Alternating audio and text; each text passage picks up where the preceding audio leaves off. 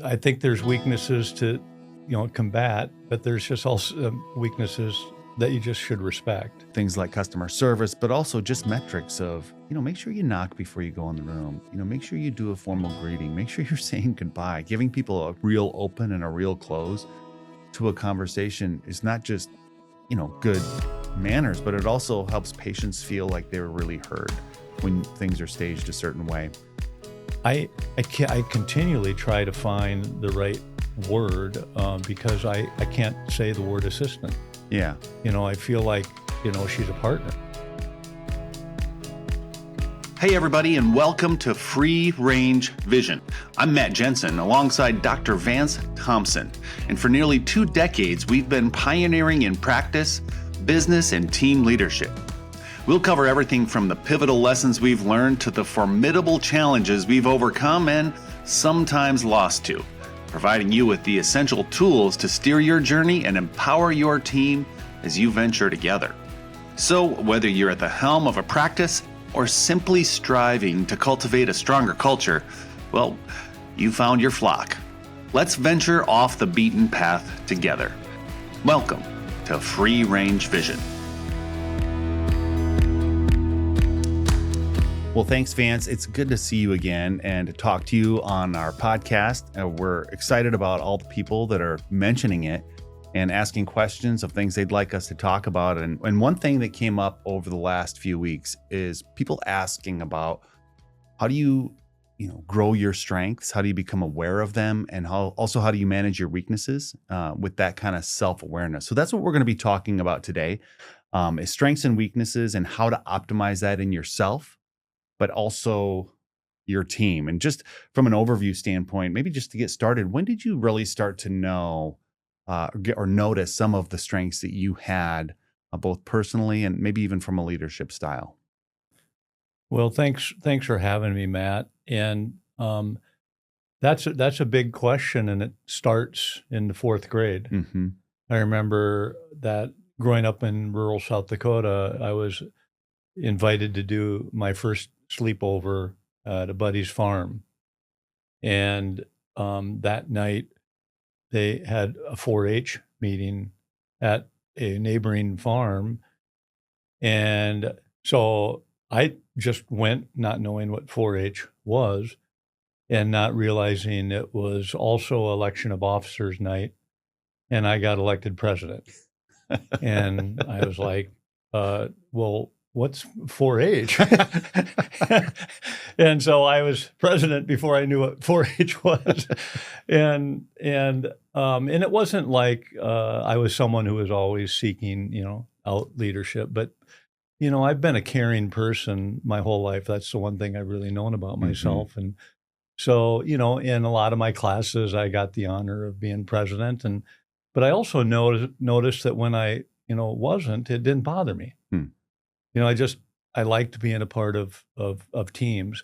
And so, I knew that, fairly early on, I valued being a part of teams, and some teams, would ask me to lead.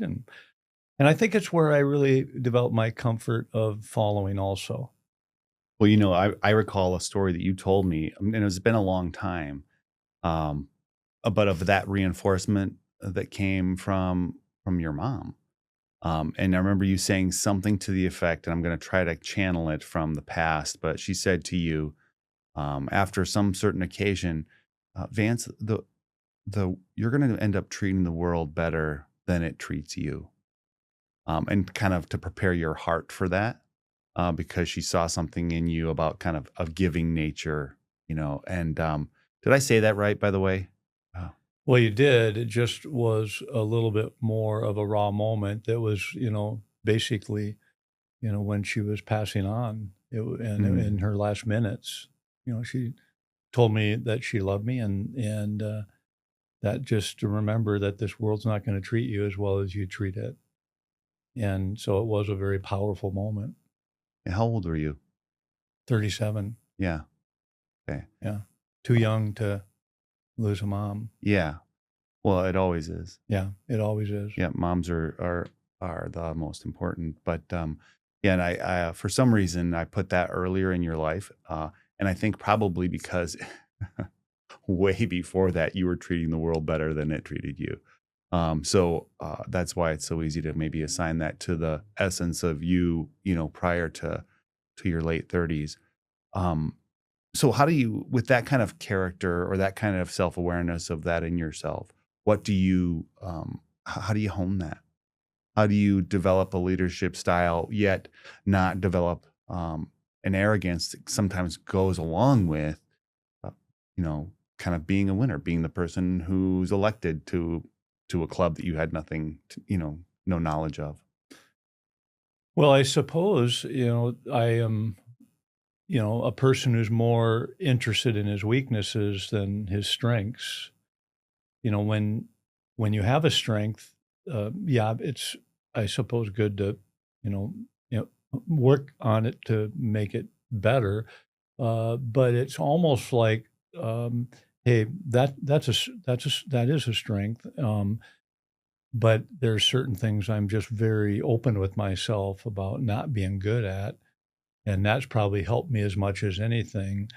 And I think it partially has to do with what a person's fascinated with, what interests them. Hmm. I'm a dream chaser, and so that is something that really, motivates me. So, but I'm also a weakness respecter, and that means that, I really believe in other people's greatness in those areas, and I love team building and being a part of a team. And so I think just being honest with oneself about strengths and weaknesses, and then addressing those weaknesses is really important.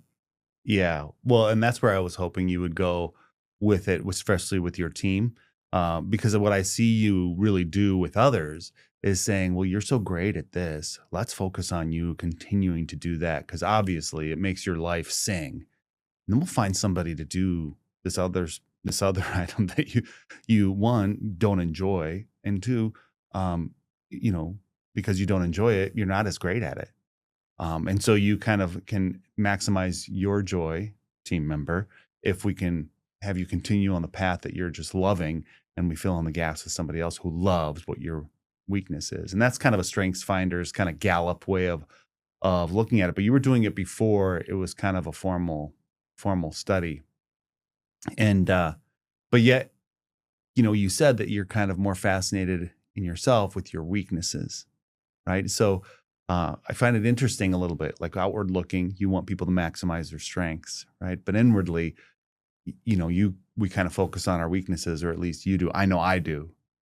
Maybe talk about that and how you combat that. Well, I think there's weaknesses to, combat, but there's just also weaknesses that you just should respect. It's, you can't be good at everything. Hmm. And I remember, you may remember when we read the book Frances Fry, Hmm. and I had learned about her at a mini MBA at Harvard. You may remember when I took that, Hmm. and she was the one, in her lectures that said you need to understand what you're good at, and what you're willing to be bad at. And so I will just add to what you're willing to be bad at, what you're actually bad at. you know, and so I've never had a problem understanding that, and being fascinated with other people's, ability to, be great in those areas. I'm I know two things about myself. One, I care deeply, but the other is I'm fascinated with other people's greatness, Hmm. and I'm attracted to it. I like being around it. And I think that's really helped me in my journey, is just understanding, what I'm not good at. And I'll even just use in, my and just the practice of medicine. I've always known I'm fascinated with taking care of people, fascinated with being a servant. And so what drives you then is you want to have the world's best technology. You want to have the world, your skills as much as they can be, and you want to Hmm. work on it, and you want to read voraciously. You want to know the details.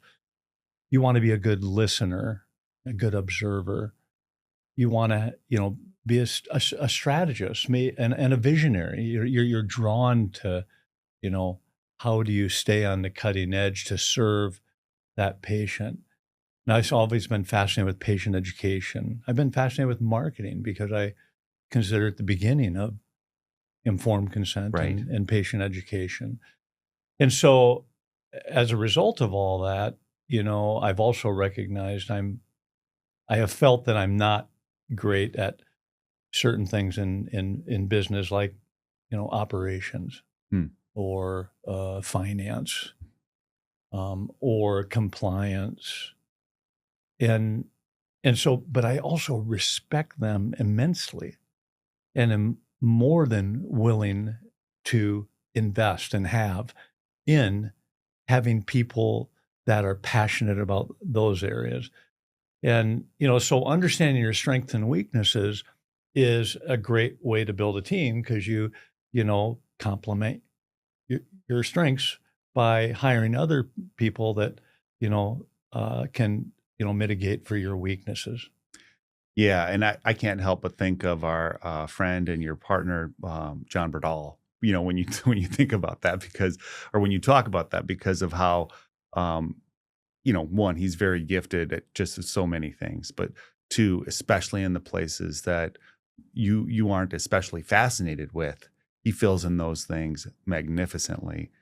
Maybe talk about that a little bit of how finding, especially a partner who is equally yoked, but in areas maybe that you are um, willing to be bad at. Yeah, yeah, it is. It is a beautiful thing when that happens, and I am fascinated with John's greatness too as a person, and he is really good at a lot of the things that I'm not good at, and I think we make a good team, and I think that one of the most important things to do when you're someone who's been in a business or you've been doing something for a while and a new person comes along is to be comfortable with their greatness growing in your business, your practice, your team, whatever it is you're all working on together. Um, and so I will use, for example, even in the first week we were together, just a wonderful joy and energy. I remember there wasn't, a an office, or there just wasn't enough room, Hmm. and so I went around and asked everybody if they were willing to share an office with the new guy, and nobody was very excited about that. So I thought, okay, it looks like I'm sharing an office with the new guy, and you know, put his desk in my office, and he, uh, as we walked to our first meeting, said, I'd really like your guidance on, when I should speak in this meeting, and kind of show me the way. And I started laughing, and he goes, "Why are you laughing?" And I go, "Well, number one, you can't do that, you know." And because I had already seen he had just a wonderful curiosity and ability to have a great, comment His about a tail was situation. wagging, Oh right? He yeah, was so yeah, yes, curious. yes. Yeah. So one, you can't do that, and two, I don't want you to do that. Hmm. I want you to be literally just the best version of yourself. Just let it fly. And I want to be the best version of myself, and I want to let it fly. And we're either going to grow closer or we're going to grow further. And you know what I want? I want us to grow closer, but I don't want you to change for me, Hmm. and I don't want to change for you. And I think that there can be great teams without people being, that complementary to each other. I mean, people, there is give and take. Hmm. No situation's perfect. But when you get people together that are willing to give and take to that level for each other, and as you know, love is, at the The core of my center of it, right? philosophy. And, I feel the same way about you, and so when you go into team building in that way, that you want someone to be the full version of themselves and not to serve you, even if you were a founder, even if you were there first, it just doesn't matter.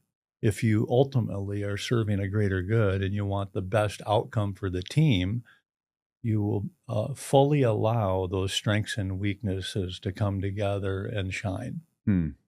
That's really good. And it reminds me of another thing that you've said, and hopefully through these podcasts, you notice that I've been paying attention to what you say, and because it's so positive and it affects me and it affects other people. But you talk about rock bands, right? And how together with their own strengths, they're so, I mean, they're so special, especially 80s rock bands, documentaries and 70s. And that almost all of them have some kind of time where there's a solo, a solo breakout. They break up, one of them tries to go out on their own, and it's never as good as what it was together when they were all trying to feature each other's strengths. And that really stuck with me, right? Because they all have a unique role to play in making the sum of it so much greater. And of course, that's the definition of synergy, but I think it really plays into our topic today. I want to take you back now, Vance, to time. I'll bet I was still late 20s. We had our friend Greg Corneluk and Britta Hess come in from Boca Raton, Florida. It's the International Council for Quality Care.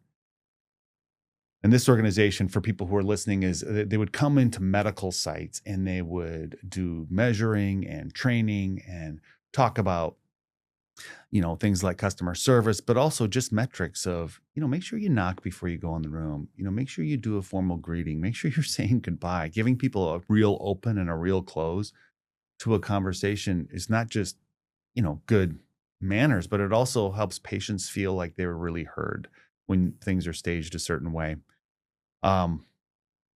But we had brought them in to give us a sense of what we could be doing better. And you've always been really great at investing in consultants who can make us even more sharp.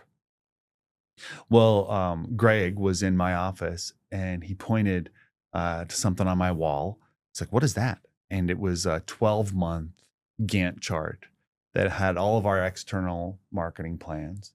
It had all of our internal kind of training plans. And then it had our external efforts to train the community of other eye care providers on, new technologies or things that we thought were forthcoming, with dates for symposia or their state meetings or things like that. And he said, why do you have that? And I said, well, because we want to have a plan. And two, we want our phone team to have it so they know when, if why are so many calls coming in the week of February 18th? Well, because, we happen to have marketing running and they can kind of anticipate what prospects are hearing. And he was so complimentary of that by the end of the day, he had said to you, hey, we should really have Matt just do that. And I remember thinking to myself, I took that so hard because I was also in charge of the operations and also in charge of the optometric relations and then the marketing plan. And what I heard is we should only have him do that because those other two things aren't his skill set. But what you heard was something different. How did you handle that with me? Because I was kind of like a wild bronco, not willing to hear it properly, right? It was hard to settle me down about it. Is this a counseling session? It is, yeah, for me. Yeah. I love it. Always self-serving. So, so I have, always had a good idea what I wanted. And I feel like lots of times I've been right and sometimes I've been wrong, and more than willing to, recognize when I've been wrong. And so I had other people, want to be the business manager of my growing practice that had a lot more experience in the world of healthcare. And I had other, well-respected people that, had suggested I hire someone like that. So when, I wanted to hire you, the marketing representative to my practice, you know, from a great marketing agency, everybody was surprised because it just wasn't, something they thought was a good idea. But I knew exactly what I wanted. I knew the importance of communications in a relationship. I knew the importance of communications in a practice or a team or a business, and I knew the importance of those communications to the outside world, including not only the community, the region, but also industry. So you can see a common theme here: the word communications, Mm-hmm. and so I'm fascinated with your ability to see uh, the lay of the land and to communicate and to see a way and to communicate that. So I knew exactly what I wanted. That fascinated me. Mm. Everything else, I knew that I could hire out the finance, the compliance, the Mm-hmm. insurance, the coding. I could go on down the line with the things that again I respect, Mm-hmm. but I wanted that magic. And I knew that it was going to be what took us to the next level. So when someone came along like Greg and told me what other people had already told me, that guy should be your marketing guy. I knew that I wanted that guy to be my marketing guy and more. Mm-hmm. And you may remember when I asked you to join me, I asked you to wear multiple hats: That's right. the hat of business manager, leader, Mm-hmm. the hat of practice development and showing us to the world, and the hat of marketing and communications. And that with time, as we grew, you could take those hats off and hand them to other people, but you would be someone very knowledgeable now in those areas and be able to help, guide their position. And so I think the point of it is I knew before he told me what I wanted you to be, and it worked. Yeah. Well, it did. And the reason, I know you joked about it being a counseling session, and it's in part because I think I wasn't at a stage in my career or development yet where I could really acknowledge that there was anything that I could do um, that wasn't optimized, right? I mean, I had as many 20-year-old, mid to late 20s, like, I can do that, and I can do that too, and I can do that, and all of them with excellence. But so when I heard his commentary, I thought, wow, he only thinks I can do that, and not these other things. But I think what it led to over time, and especially looking back, is this idea that if I just hone that skill, continue to, there's potential for some greatness there for the organization and for me. And by the way, maybe a lot more enjoyment. And so you being the horse whisperer, soon after we found kind of a person to help with the external, provider relations. And we had a few different variations of that over the years, but it was hard to be in-house and affect culture if you were out meeting with doctors. So that eventually had to be given up. And then somebody who was fascinated with the books and the compliance, came in and helped with the management.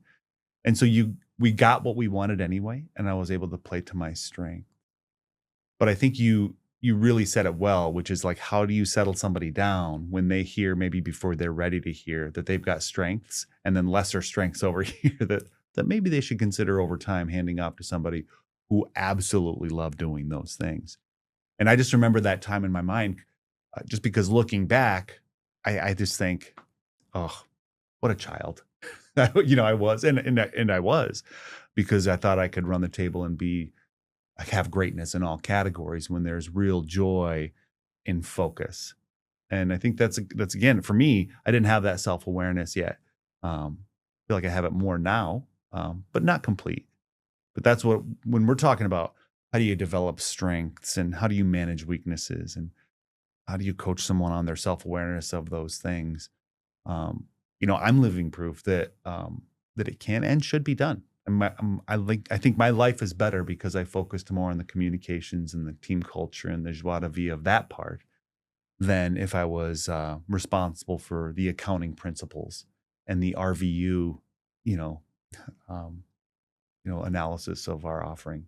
No, I agree. I agree 100%. But you had something else, very magical too, and that was a deeply caring heart and an energy for the practice that was unending, and still, that's how you contribute to everything that you get involved with.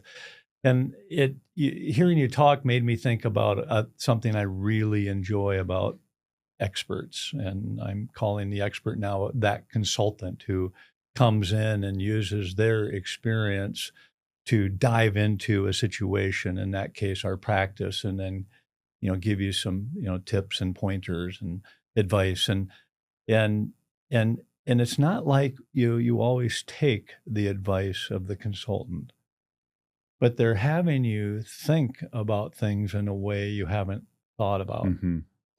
And so, some of the best decisions I've made, were ones that consultants advised me on. And some of the, best decisions I've made were 180 degrees different than what the consultant advised me on. But they got me to think about it You after thought it through. they took a deeper look with a certain amount of objectivity. Yeah. Well, I just think that's so powerful that I mean, it's almost like you can't unring the bell. You heard it now. Now you have to deal with it. You don't have the joy of not knowing. And so you get to make a decision. Are you gonna make decisions based on that feedback, or are you gonna choose not to? Right. But either way, you're informed. I think for all of our listeners, that self-awareness part, at least for me, how do you grow in your own self-awareness and then leave breadcrumbs so you can coach your team on how they develop their own self-awareness to maximize their strengths, find people to fill in the gaps with their weaknesses. Gallup calls them lesser strengths, things they're willing to be bad at or just are bad at, is, I think, really important in leadership development. So Vance, I want to ask you a question because a lot of our listeners are asking us about it too, and they're curious. You're involved with the BRICS Summit, the Business of Refractive Cataract Surgery, being held in early October. Tell us about it and what it involves. Well, the BRICS Summit is really an intensive course to help prepare practices for not only implementing refractive cataract surgery, but going to the next level in this day and age of reduced reimbursements on the government level, the insurance level, and all this wonderful technology that's been developed that patients are willing to invest in. But it's also complicated that, how do you do all the forms and all the checklists and the marketing materials and everything that's involved in the business of refractive cataract surgery, along with the pearls for high patient success. And so we developed this course to be, A to Z, a turnkey with a resource library that would involve other teachers, other mentors who have mastered refractive cataract surgery from around the country.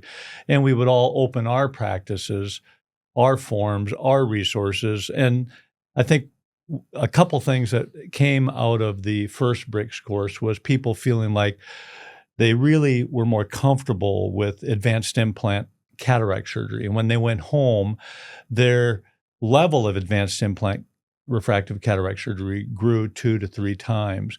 Even the people who taught the course said theirs grew. And so it really was amazing. And we're hoping to see new practices there this year.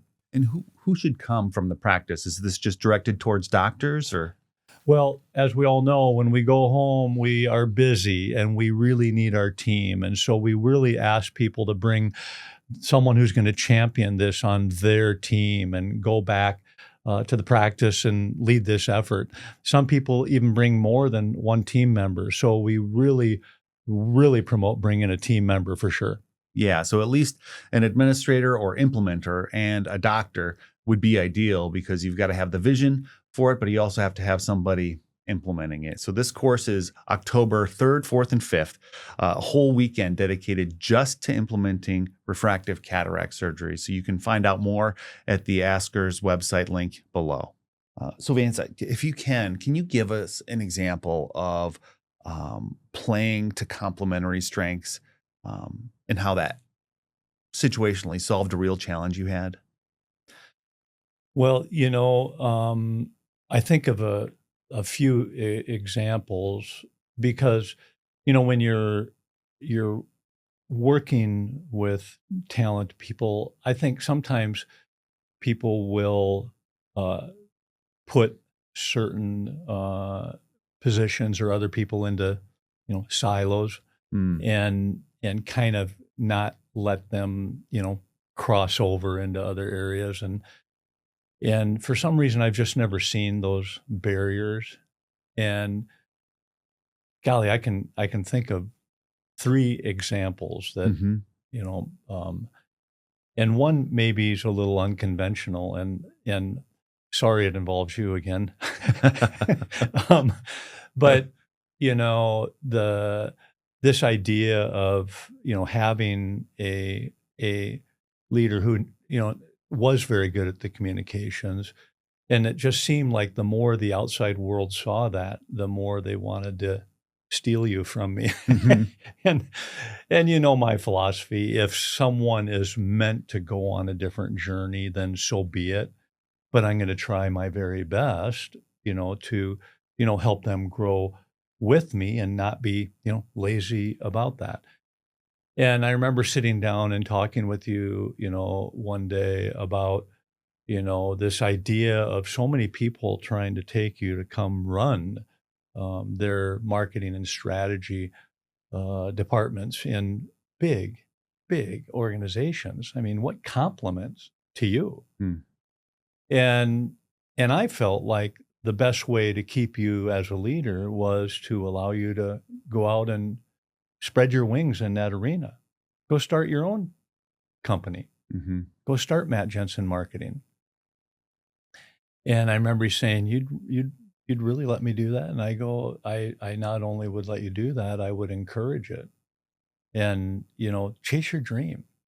And, it worked out really well for our practice because it laid the foundation for next level marketing and, you studying what's going on around the world. And, I really thank you for that. Mm. And so even though you transitioned from the business side and focused on the MJM side, you continued to care about that and you've become a world expert in that. And so that, willingness to be creative and allow someone to, spread their wings within a business, I I'm to tell you the truth, I'm proud of that.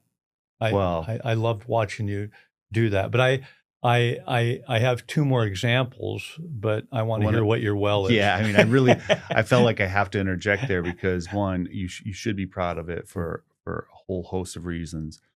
But nobody does that, Vance. Nobody allows someone on their team, especially their lieutenant, to run a whole other enterprise, um, whether it benefits the home organization or not. And I'm so many people have asked me over the years, who does that? Who would do that? Why would he do that? Um, and I feel like, first of all, it was extremely masterful in a couple of ways. One, because um, you know, I think you knew my temperament enough to know who leaves a leader who allows you that much freedom, right? Um, and so I was in return very benevolent. I mean, I was very loyal, still am loyal. You thanked me for that example, which is so otherworldly that you could somehow thank me for that when I should be thanking you, you know? Um, but we brought so many things back that you were so happy to implement that it became so joyful to have both parts of our lives. We go out and learn something from industry or another category or other practices, and we come back and implement it. And we just had this petri dish of ongoing innovation that was just so rich. And so I do believe it was complimentary, but it was extremely selfless of you. And it wasn't without tension, because there was times where you felt like, okay, so with only a finite amount of time, if a ball drops, was it because somebody wasn't looking at the ball? Was it because, or would it have happened anyway? How do we handle those kinds of challenges? But By the way, I call that creative tension yeah, because I think that leads to greater things when you allow that. well, and Some people want it comfortable. has. Yeah. Yeah. But creative tension can be a really powerful thing.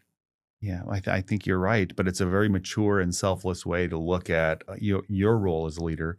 And then you've invited your partners into the same kind of mentality. You've had that mentality for your own life, because you have side businesses that are, could be full-time in nature as well. And you've applied the things we've learned together to other businesses. And I think it just makes life so rich.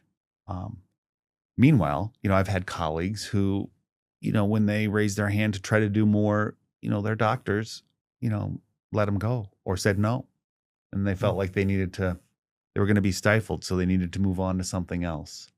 But I think the longevity we've had is, I think, in part because of the Labrador kind of ethos that both of you have, like of loyalty, like who leaves a good friend and master, right? Who, when they're both doing what they love. Can I tell you my other two examples? Please do. Yeah. Because I, as you know, am a dream chaser, and I do put a lot of trust in others, and it's worked out really good. But I remember, being overwhelmed, trying to figure out how to continue to feed this passion for research and to grow it in a way that also involved, working with industry and developing industry relationships to recruit other studies. And I remember watching Keely Bover grow, and I've never seen anybody just so natural at research and interested and precise. But when she also was willing to go out and work with industry relationships on recruiting studies, and how much that allowed me to focus on the doctor part, and my partners to focus on the doctor part, and of course doing a good job on those research studies, how that expanded us without us turning ourselves inside out, being that sole source of recruiting studies. And to watch her grow in that, and then now, be the CEO of, a CRO, a contract research organization that has, really done a great job for a lot of companies, True North.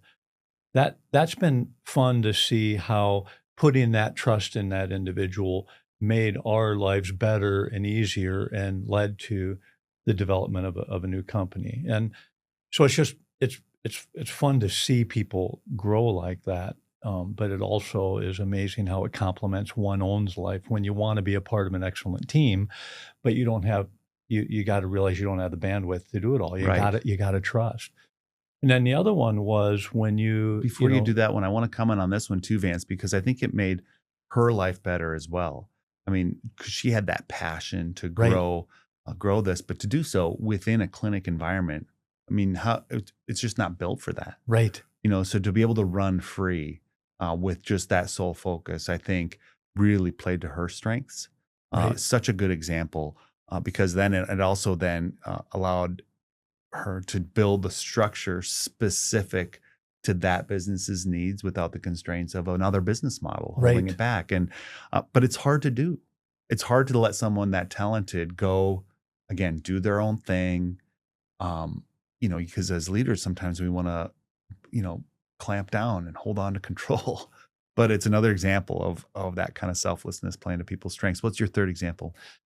So you saw how, trying to juggle personal and professional life, and, everything that, I'm curious about in not only being the best doctor I can be and a good teammate, and, research and development and teaching and consulting, and how I was having a hard time juggling it all. And you suggested I hire, an assistant. And so we started interviewing, and you even had good advice for me who that assistant should be. And that's when we hired Sarah Herman to Mm-hmm. internally, who was doing a great job on our finance team, to be that. And I continually try to find the right word, because I can't say the word assistant. Yeah. I feel like she's a partner, because she's grown, so amazing. So here's someone who could be the CEO of companies, who helps me, and us be the best version, and that's just been fascinating to me, to to to to work with someone who brought such leadership to my program, that I'm able to do even A more, maximizer. and and and but yet still be a good doctor, and Mm-hmm. work hard on life balance, and those types of things. And so the fact that you can put trust in someone like that is so capable of doing so many different things, and how that expands you as a person, to me, it is something that I'm just so thankful for. And so this idea of being a part of a team that different individuals grow, and you put this trust in. This is where I talk about I'm very comfortable when I'm asked to lead, and I'm very comfortable when I'm asked to follow. I just want, I don't know if I would say the word is win. I think it's, the word is more, have the most wonderful impact on the world around us possible. That, I think, I'm fascinated with that sort of leadership, the sort of leadership that's willing to lead, but willing to follow, because there's a higher calling more than self, and that is team, and how the team influences the world around you. Yeah. Well, I think that one of the things, that you're so good at is seeing the capabilities of the talent around you, even if it means moving them into a totally different realm, to maximize that. And it does. It creates a lot of joy for you to see people then perform to their strengths. Sometimes it even, personally or professionally helps you, so that there's a better end in mind for the business. But I think the underlying, real calling part is that they end up enjoying their life a lot more too. Right. I mean, you're somebody who, to have an extender, a maximizer like Sarah, whose job it is to basically, in every area of your life, not just clinically or surgically, but just to try to take away the things that are speed bumps that slow you down, so you can maximize the things that only you can do so well, is really powerful. And that she is somebody who really enjoys that part. And that's kind of part of, her calling is, what a nice complementary role you two have. And she is also, just as an aside, she is just a force in protecting you and maximizing you and your efforts. And I mean, basically an extension of your whole family, right? Because they just, she does so well for you and them. She's made me so much better. Thanks for, Vance, thanks for allowing me to have a counseling session with you. You're welcome. Talk about these things. Just so you know, if I was at that meeting, I would have voted for you for 4-H president too. My hands and my heart. Yeah. I really enjoyed it. Yeah. Thank you. Thanks. Well, thanks for a great session on leadership development and strengths and weaknesses, Vance. I love you. I love you too. I love ending our sessions by saying that.